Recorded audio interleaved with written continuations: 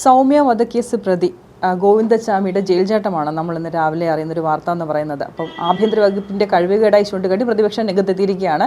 ഒരുപക്ഷെ പ്രതിപക്ഷം മാത്രമല്ല, കേരളത്തിലെ എല്ലാ ജനങ്ങളും ഇത് തന്നെയായിരിക്കും പറയാൻ ഉദ്ദേശിക്കുന്നത്.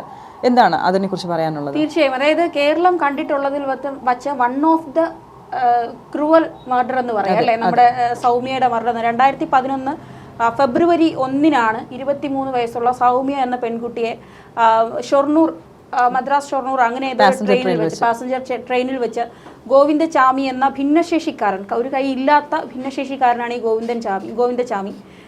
ഇദ്ദേഹം ക്രൂരമായി, ഇദ്ദേഹം എന്നല്ല ഇവൻ ക്രൂരമായി കൊലപ്പെടുത്തുന്നത്. ക്രൂരമായെന്ന് പറഞ്ഞാൽ അതിക്രൂരമായി, അത് പീഡിപ്പിച്ച് ട്രെയിനിൽ നിന്ന് പുറത്തേക്ക് എറിയുകയായിരുന്നു ചെയ്തത്.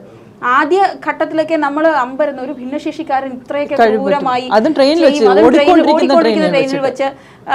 അതിനുശേഷം പല മാറ്റങ്ങളും, അതായത് ഒരു ബോഗിയിൽ ഒരു പോലീസെങ്കിലും ഉണ്ടാകണമെന്നുള്ള നിയമവും നയങ്ങളും വരെ വ്യത്യാസപ്പെടുത്തിയ, സംസ്ഥാന സർക്കാർ റെയിൽവേ ഒക്കെ വ്യത്യാസപ്പെടുത്തിയ ഒരു തലത്തിലേക്ക് വരെ ഈ ഒരു കേസ് പോയി എന്നുള്ളതാണ്. അതായത് ആദ്യം വധശിക്ഷയ്ക്ക് വിധിച്ചൊരു പ്രതിയാണിത്. നമ്മുടെ കീഴ്ക്കോടതി വധശിക്ഷയ്ക്ക് വിധിക്കുകയും ഹൈക്കോടതി ശരിവെക്കുകയും ചെയ്യുകയും പിന്നീട് സുപ്രീം കോടതിയിൽ ഒരുപാട് വാദപ്രതിവാദങ്ങൾക്ക് ശേഷം വലിയ സിറ്റിങ്ങിന്, അതായത് ഒരു സിറ്റിങ്ങിന് ലക്ഷങ്ങൾ വാങ്ങുന്ന വക്കീലാണ് ഗോവിന്ദച്ചാമിക്ക് വേണ്ടി സുപ്രീം കോടതിയിൽ ഹാജരാകുന്നത്. പിന്നെ വധശിക്ഷ ഒരു ജീവപര്യന്തമായി കൊടുക്കുന്നത്. അതായത് ഇവരെയൊക്കെ അന്ന് തന്നെ തൂക്കിക്കൊല്ലേണ്ട പ്രതികളാണ് ഈ ഗോവിന്ദച്ചാമി എന്നൊക്കെ പറയുന്നത്. സമൂഹത്തിൽ ഇറങ്ങി നടന്നാൽ ഇവൻ വിഷമാണ്, അല്ലെങ്കിൽ ദുരന്തമാണ്, മറ്റുള്ളവരെ വീണ്ടും കൊല്ലാനും പീഡിപ്പിക്കാനും സാധ്യതയുള്ള അതിക്രൂര മനസ്സുള്ള ചിന്താഗതിയുള്ള ഒരു വ്യക്തിയാണ് ഈ ഗോവിന്ദച്ചാമി. അതെ, അത് തന്നെയാണ് ഇന്ന് രാവിലെ പുള്ളി, അതായത് ഗോവിന്ദച്ചാമിയുടെ ജയിൽ ചാട്ടം വന്ന സമയത്ത് സൗമ്യയെ പോസ്റ്റ്മോർട്ടം ചെയ്ത ഡോക്ടറാണ് തോന്നുന്നു, രാവിലെ വായിച്ചതാണ്.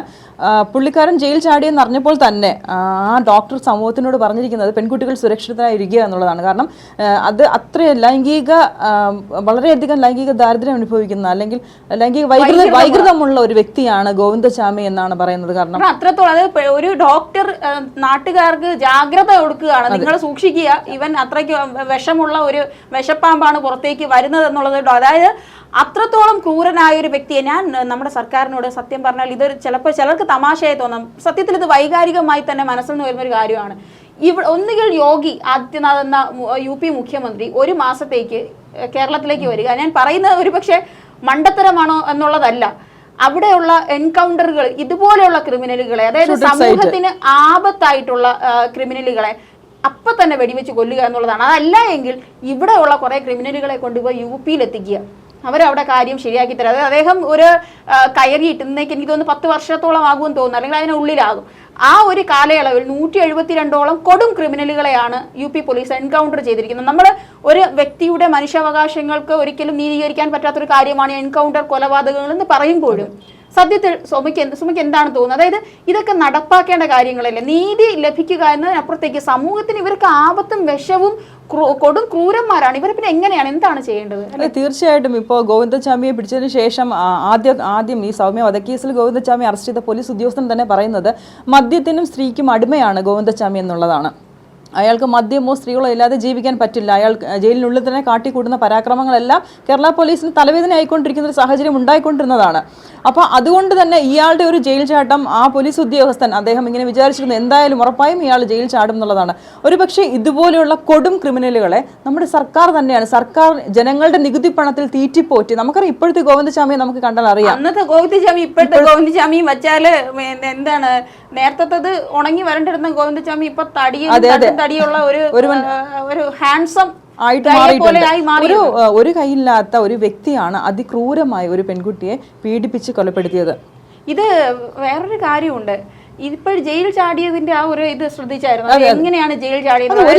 ഒരു കൈ ഇല്ലാത്ത ഒരാള് മറ്റേ നല്ല മൂർച്ചയുള്ള അവരുടെ ജയിൽ കമ്പി അറുത്ത് മാറ്റിയിട്ടാണ് കയറിയിരിക്കുന്നത്. മറ്റേ എന്താണ്, ഇലക്ട്രിസിറ്റി ലൈൻ എല്ലാം ജയിൽ പുള്ളികൾ പുറത്ത് ചാടാതിരിക്കാൻ വേണ്ടിയുള്ള ഏറ്റവും സംരക്ഷണ കവചമാണ് ഈ ഇലക്ട്രിസിറ്റി ലൈൻസ് അവിടെ കൂടെ പാസ് ചെയ്തിരിക്കുന്നത്. ഇലക്ട്രിസിറ്റി പാസ് ചെയ്യാതെ പിന്നെ എന്തിനാണ്? അതിന്റെ അർത്ഥം ആരുടെയൊക്കെയോ ഒരു സപ്പോർട്ട് കൂടി പിന്തുണയോട് കൂടിയാണ് ഇദ്ദേഹം പുറത്ത് ചാടിയെന്നുള്ളത് സുപ്രീം കോടതി ഇദ്ദേഹത്തിന്റെ വധശിക്ഷ റദ്ദാക്കി തന്നെ. ഇതുപോലെയുള്ള വ്യക്തികൾ ഭിക്ഷാടനം നടത്തി ജീവിക്കുന്ന വ്യക്തിയാണ്. ഒരു ഭിക്ഷാടനം നടത്തി ജീവിക്കുന്ന ഒരു വ്യക്തിക്ക് വേണ്ടി വാദിക്കുവാനായിട്ട് വക്കീലൊക്കെ ഇത്രയും സുപ്രീം കോടതി വരെ പോയി വാദിക്കാൻ വക്കീലുണ്ടാവുക, വാങ്ങുന്ന വക്കീലുണ്ടാവുക എന്ന് അപ്പൊ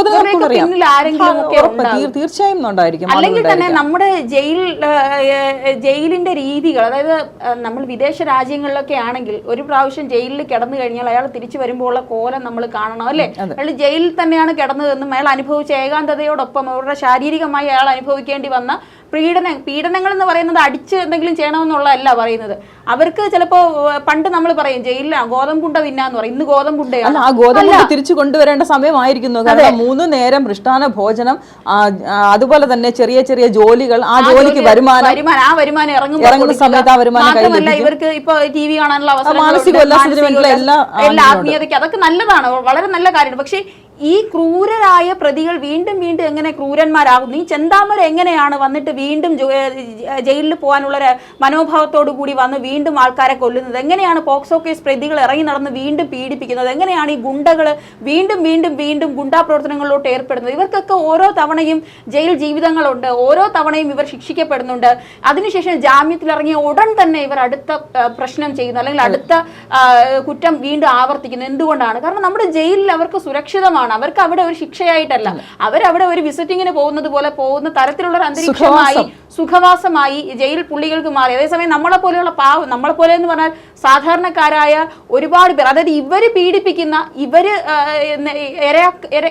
ഇരയാക്കുന്ന വ്യക്തികളുണ്ടല്ലോ, ഇരയാക്കപ്പെടുന്നവർ, അവരെക്കാളും സുഖിച്ചുല്ലസിച്ചാണ് ഇവർ ജയിലിനുള്ളിൽ ജീവിക്കുന്നത് എന്നുള്ളതാണ് നമ്മൾ ഈ ഒരു ഇതിനെയൊക്കെ മനസ്സിലാക്കുന്നത്. ശാരീരികമായി അവർ വളരെ നല്ല രീതിയിൽ പുഷ്ടിപ്പെടുന്നു. അതുപോലെ തന്നെ നിരവധി ബന്ധങ്ങൾ ഉണ്ടാകുന്നു. ഷെർണയൊക്കെ കണ്ടില്ലേ, കേറിയപ്പോ തന്നെ മന്ത്രിസഭയല്ലേ ഒരുമിച്ച് നിന്നത്. അപ്പൊ അതായത് ഈ ഇവരെയൊക്കെ പോലെയുള്ളവർ എൻകൗണ്ടർ ചെയ്യേണ്ടത് നമ്മുടെ ജനാധിപത്യപരമായി അല്ലെങ്കിൽ ഇന്ത്യൻ നിയമവ്യവസ്ഥയെ മാനിക്കുന്നവർക്ക് ഒരിക്കലും അത് അംഗീകരിക്കാൻ കഴിയില്ല. അല്ലെങ്കിൽ നമ്മുടെയൊക്കെ ചിന്താഗതി അങ്ങനെയാണ്. ഒരിക്കലും എല്ലാവർക്കും മനുഷ്യാവകാശങ്ങളുണ്ട്, ജയിൽ പുള്ളികൾക്കും മനുഷ്യാവകാശങ്ങളുണ്ടെന്ന് ചിന്തിക്കുന്നവർ തന്നെയാണ്. അത് പക്ഷേ ഗോവിന്ദചാമിയെ പോലെയുള്ള ഇതുപോലുള്ള ക്രൂരകൃത്യങ്ങൾ ചെയ്ത ആളുകൾക്കല്ല നമ്മൾ മാനസികമായിട്ടുള്ള അത് നൽകേണ്ടത്. സാഹചര്യത്തിന്റെ സമ്മർദ്ദം ചെയ്തു പോയി അവർക്ക് ഒരു ഒന്നും മാറി ചിന്തിക്കാനായിട്ടുള്ള ഒരു സാഹചര്യം നമ്മൾ ഉണ്ടാക്കി കൊടുക്കണം. ഇത് മാറി ചിന്തിക്കില്ല ഇവർ. അതായത് ഈ പറയുന്നത് തന്നെയാണ് ശരി. ഇപ്പൊ പറഞ്ഞതുപോലെ മാറി ചിന്തിക്കുക, അല്ലെങ്കിൽ ഇവരെ ഒരു എല്ലാത്തിനും ഒരു പശ്ചാത്തപിക്കാനുള്ള ഒരു മനുഷ്യനാണ്, മനുഷ്യന് കൊടുക്കുക എന്നുള്ളത് കൊണ്ടാണ് നമ്മുടെ നീതിന്യായ വ്യവസ്ഥ ഇത്തരത്തിലുള്ള രീതികളൊക്കെ വച്ചിരിക്കുന്നത്. അവർക്കെല്ലാ സാഹചര്യവും പശ്ചാത്തപിക്കാനുള്ള സാഹചര്യം ഒരുക്കി കൊടുക്കുക എന്നുള്ളതാണ്. പക്ഷേ പശ്ചാത്തപിക്കേണ്ട സാഹചര്യം കിട്ടിയാലും നന്നാവാത്ത, വീണ്ടും ഇറങ്ങിയാൽ സമൂഹത്തിന് ആപത്ത് വരുന്ന വ്യക്തികളെ കൊലപ്പെടുത്തുക എന്ന് തന്നെയാണ് നമ്മൾ ചെയ്യുന്നത്. ഗോവിന്ദചാമി എന്ന് പറയുന്നത് ഇപ്പോൾ ജയിലിലായിരുന്ന സമയത്തും കേരള പോലീസിന് തലവേദനയായിരുന്നു. കാരണം ജയിൽ മുറിയിൽ തന്നെയാണ് അദ്ദേഹത്തിന്റെ മലമൂത്ര വിസർജനം നടത്തുക, അത് വൃത്തിയാക്കുന്നതിനും പോലീസുകാർ തന്നെയാണ്. ബിരിയാണിക്ക് വേണ്ടി അവിടെ കിടന്ന് പ്രശ്നമുണ്ടാക്കുക, അടി ഉണ്ടാക്കുക, ഇങ്ങനെ നിരന്തരം പോലീസിന് പ്രശ്നങ്ങൾ ഉണ്ടാക്കിക്കൊണ്ടിരുന്ന വ്യക്തി കൂടിയാണ് ഗോവിന്ദചാമി. സുമ വിചാരിക്കുന്നുണ്ടോ പോലീസിന്റെ സഹായം ഇല്ലാതെയാണ് ഇപ്പൊ ജയിൽ ചാടി? പോലീസിന്റെ എന്നല്ല, ഏതെങ്കിലും ജയിൽ ജീവനക്കാരുടെ സഹായം ഇല്ലാതെയാണ് ഈ ഗോവിന്ദചാമി ഇപ്പോൾ ജയിൽ ചാടി എന്നുള്ളത് വിശ്വസിക്കാൻ കഴിയില്ല. ഒരിക്കലും ഇല്ല. ആരുടെയോ ഒരു സഹായം ഇല്ലാതെ ഒരിക്കലും ഗോവിന്ദചാമിക്ക് മുകളിലുള്ള ഇലക്ട്രിക് സർക്യൂട്ട്, അതിന് ആദ്യം ഈ ജയില് കടക്കണം. ജയില് കടക്കാൻ ഇദ്ദേഹത്തിനുള്ള ആയുധം എവിടെ നിന്ന് കിട്ടി?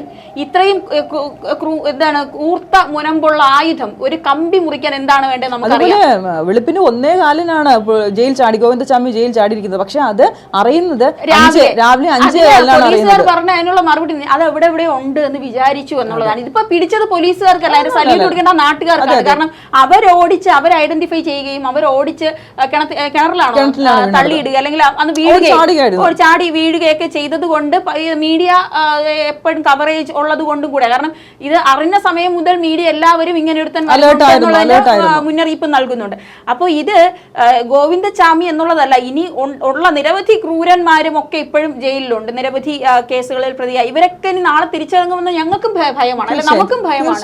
നമ്മുടെ ഇടയിലേക്ക് ഇവർ വന്ന് ജീവിക്കുന്നു. സമൂഹത്തിന് ആപത്തായിട്ടുള്ളവരെ ഇവരെ കൊണ്ടൊന്നും ആർക്കും പ്രയോജനമില്ല എന്ന് കണ്ടാൽ അവരെ വധശിക്ഷയ്ക്ക് വിധിച്ചത് ഒരിക്കലും കുറച്ച് വീണ്ടും ഇദ്ദേഹത്തിന് വധശിക്ഷ വാങ്ങിച്ചു കൊടുക്കാൻ കഴിയുമോ എന്നുള്ളത് സർക്കാർ നോക്കണമെന്നാണ് നമുക്ക് പറയേണ്ടത് അല്ലേ?